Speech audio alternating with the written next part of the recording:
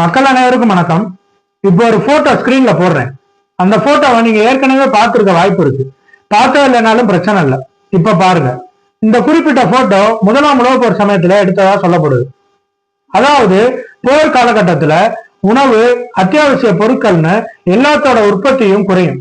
உற்பத்தி குறையும் போது மக்கள்கிட்ட காசு இருக்கும், ஆனா அவங்களுக்கு தேவையான பொருட்கள் சந்தையில இருக்காது. அப்படிப்பட்ட சூழ்நிலையில ரொட்டி துண்டுகள் வாங்கவே இவ்வளவு பணம் தேவைப்பட்டதா சொல்லப்படுது. சரி, இப்ப எதுக்கு இதை சொல்றேன்னு யோசிக்காதீங்க. பெகல்காம் தாக்குதலுக்கு பிறகு இந்தியா பாகிஸ்தானை பதிலுக்கு தாக்குனப்ப இங்க இருக்க மனிதநேய மிக்கவர்கள்லாம் ஸ்ட்ரெயிட்டா பாகிஸ்தானுக்கு சப்போர்ட் பண்ண முடியாதுன்னு, போர் ஏற்பட்டா இந்தியாவோட பொருளாதார வளர்ச்சி சரிவை சந்திக்கும்னு பேசினாங்க. ஆனா அதுக்கு எதிர்மறையா ஒரு நியூஸ் வந்துச்சு. இந்தியா ஜப்பானை பின்னுக்கு தள்ளி உலக அளவுல 4வது மிகப்பெரிய பொருளாதார வலுவான நாடா மாறி இருக்கு அப்படின்னு. ஃபர்ஸ்ட் இதை போர்னே சொல்லக்கூடாது, இந்தியா தாக்குதல் நடத்துச்சுன்னு தான் சொல்லணும். சரி, இப்ப விஷயத்துக்கு போவோம். இந்த செய்தி இங்க இருக்க எதிர்கட்சிகளுக்கு மட்டுமல்ல, உலக அளவுல இருக்க எல்லா பெரிய நாடுகளுக்கும் ஒரு ஆச்சரியத்தை ஏற்படுத்துச்சு. சரி, இந்த நியூஸ் பத்தி டீடைல்ஸ் பார்க்கலாம்னு கூகுள்ல சர்ச் பண்ணா நிறைய பேரு இந்த செய்தி ஃபேக்கா ரியலான்னு சர்ச் பண்ணிக்காங்க, வெக்கமே இல்லாம. ஆனா இது பொய்யா இருக்கணும்னு நினைச்சவங்க முகத்துல எல்லாம் கரிய பூசுற மாதிரி இந்த செய்தி உண்மைதான்.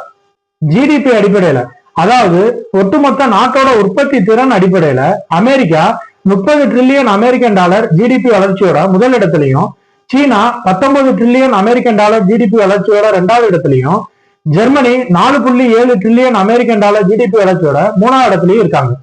இதுல 4வது இடத்துல இருந்த ஜப்பானை பின்னுக்கு தள்ளி கடைசியா ஒரு 4-5 வருஷமாவே விரைவான வளர்ச்சியில இருக்க India 4.6 trillion American dollar GDP வளர்ச்சியோட 4வது இடத்துக்கு முன்னேறி இருக்காங்க. இதுக்கு முன்னாடியே பிரான்ஸ், யூகே, கனடாவெல்லாம் பின்னுக்கு தள்ளியிருக்காங்கன்றது இதுல குறிப்பிடத்தக்க விஷயம். இந்த வளர்ச்சிக்கு முக்கிய காரணமா பார்க்கப்படுறது உலக நாடுகள் முழுவதுக்கும் இந்தியாவின் மீது இருக்க நம்பிக்கை மற்றும் அவங்களோட இன்வெஸ்ட்மெண்ட். அது மட்டும் இல்லாம உலக நாடுகள் முழுவதும் பரவி இருக்க இந்தியர்களோட இன்வெஸ்ட்மெண்ட்ஸ் எல்லாமே இந்தியாவை நோக்கி திரும்பி இருக்கிறது தான். இந்த வளர்ச்சி மற்றும் இவ்வளவு இன்வெஸ்ட்மெண்ட்ஸை நம்ம நாட்டை நோக்கி திருப்ப இந்திய அரசாங்கம் மேற்கொண்ட திட்டங்களை பத்தி கொஞ்சம் விரிவா பார்ப்போம். முன்னாடிலாம் இந்தியாவில பிசினஸ் ஸ்டார்ட் பண்ணணும்னா ரெகுலேஷன்ஸ் ரொம்பவே அதிகமா இருக்கும். அந்த ரெகுலேஷன்ஸ்லாம் இப்ப ரொம்பவே குறைக்கப்பட்டிருக்கு. அதனால சாதாரண மக்களும் பிசினஸ் தொடங்கலாம்ன்ற நிலை ஏற்பட்டிருக்கு. அதன் விளைவா கடந்த 10 வருஷத்துல அதிகப்படியான ஸ்டார்ட் அப்ஸ் இந்தியாவில தொடங்கப்பட்டிருக்கு. ரெகுலேஷன்ஸ் மட்டும்தான் குறைக்கப்பட்டிருக்கா? இல்ல, சிறு குறு நிறுவனங்களுக்கு அரசு கடன் வழங்குறது அதிகரிச்சிருக்காங்க. இதன் மூலமா மேனுபேக்சரர்ஸ் அண்ட் சர்வீஸ் செக்டர்ஸ் அதிகப்படியா வளர்ந்துருக்காங்க. மோடி அரசு வந்ததுக்கு அப்புறம் இந்தியாவோட கட்டுமான வளர்ச்சி அபரிமிதமான வளர்ச்சி அடைஞ்சிருக்கு. குறிப்பா பாலங்கள் மற்றும் மெட்ரோக்களோட வளர்ச்சி. இதன் மூலமா உற்பத்தி செய்யப்பட்ட பொருட்கள் வேகமா சந்தையை நோக்கி நகரும். இது மட்டுமல்ல, ஸ்மார்ட் சிட்டிஸ் மூலமா இன்ஃப்ராஸ்ட்ரக்சரை மேம்படுத்தியிருக்காங்க. ஒரு நாட்டோட உள்கட்டமைப்புகள் சீரா இருந்தாலே ஏற்றுமதி இறக்குமதி அதிகரிக்கும். இதுதான் முதலீடுகளை ஈர்க்கும். இந்தியாவில இருந்து ஏற்றுமதி செய்யப்படுற பொருட்களோட தரத்தினால உலக சந்தையில இந்திய பொருட்களோட மதிப்பு ரொம்பவே அதிகம். உணவு, உடை, எலக்ட்ரானிக் பொருட்கள், டிஜிட்டல் தொழில்நுட்பங்கள்னு எல்லாமே தரம் மிகுந்தவையாவே இருக்கும். சரி, ஜப்பானை பின்னுக்கு தள்ளி வளர்ச்சி அடைஞ்சது மட்டும் போதுமா? கண்டிப்பா இல்ல. நம்ம நினைச்சா ஜெர்மனியும் முந்தலாம், ஏன் சீனாவையும் முந்தலாம். அதுக்கு தேவை வளர்ச்சி மட்டுமல்ல, நீடித்த நிலையான வளர்ச்சி. அதுக்கு இந்தியாவில் இருக்க எல்லா மாநிலங்களும் வளர்ச்சி பாதையை நோக்கி ஒரே நேர்கோட்டுல பயணிச்சா மட்டும்தான் முடியும். நேஷன் ஃபர்ஸ்ட்ன்ற எண்ணத்துக்கு மக்கள் அனைவரும் வரணும். அப்புறம் உலக நாடுகள் அல்வாவே இந்தியாவை பாராட்டும்.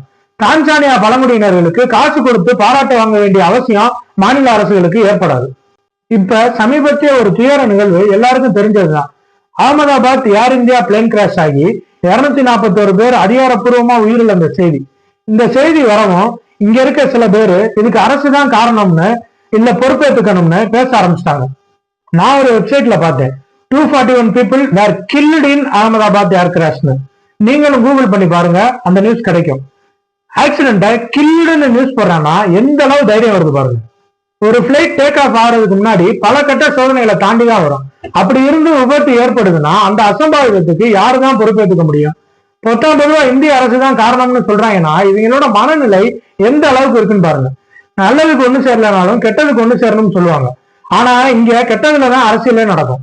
அப்புறம் இந்த நியூஸ் சேனல்ஸ் இந்த விபத்து நடந்ததுல இருந்து இப்ப வரைக்கும் எந்த பிளைட்ல என்ன ஆனாலும் ஹெட்லைன்ஸா போடுறாங்க.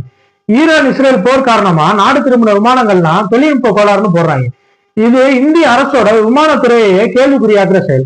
ஒரு மிடில் கிளாஸ் ஃபேமிலியோட அதிகபட்ச கனவு பிளைட்ல போகணும்ன்றதா இருக்கும். அந்த கனவுல இவங்க பயத்தை விதைக்கிறாங்க. இப்படி எதுக்கெடுத்தாலும் அரசை குறை சொல்லிட்டே இருக்காம நாட்டோட வளர்ச்சிக்கு உறுதுணையா இருக்கணும். ஜனநாயகத்தின் 4வது தூண்னு சொல்லப்படுற ஊடகங்கள் மொத்தத்துல தூணா இருக்கணும். தூணு துப்புரமா இருக்க கூடாது. நம்ம சேனலோட பேரு ஒய் நாட்.